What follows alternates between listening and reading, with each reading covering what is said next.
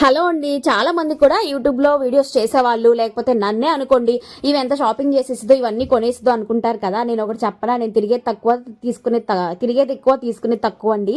అలా షాపింగ్ చేసుకునే happy feel అవుతాను అనమాట. మా వాడు చూసారా, లోపలికి వెళ్ళి దాక్కుంటున్నాడు. ఆ బట్టలు లోపలికి వెళ్ళి, నైటీలు వెనకాలకి వెళ్ళి దాక్కుంటున్నాడు. వాడికి కూడా డీమార్ట్ అంటే అదొక ప్లే గ్రౌండ్ లాగా అయిపోయింది. పాపం వాడిని మేము ఎక్కువగా తీసుకెళ్లేది డీమార్ట్కి, లేకపోతే కూరగాయలు తీసుకెళ్ళాలని కూరగాయల మార్కెట్కి, ఫ్రూట్స్ మార్కెట్కి. మేము ఎక్కడికి వెళ్తే అక్కడికే వస్తూ ఉంటాడు. బయటికి పాపం పార్కులకి, లేకపోతే సరదాగా ఏమైనా ప్లేసెస్కి తీసుకెళ్ళడం బాబుని చాలా చాలా తక్కువ అండి. ఇంకా వాడు డీమార్ట్లోనే ఎంజాయ్ చేస్తాడనమాట. ఏదో ఒకటి అక్కడికి వెళ్ళాక వాడికి నచ్చింది ఏదైనా ఒక ఐటెం కొనిచ్చామంటే చాలు. ఇంక ఇక్కడ నాకు వాటర్ బాటిల్ కావాలన్నాడు, పుల్ల బాటిల్ కావాలన్నాడు అండి. పుల్ల బాటిల్స్ అంటే అదే స్ట్రా వచ్చే బాటిల్స్.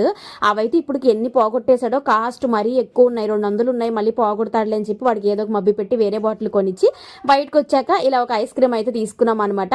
చిన్న చిన్న ఆనందాలు అనేవి మనకు చాలా హ్యాపీగా అనిపిస్తాయి కదండి. ఏమంటారో కామెంట్ చేయండి.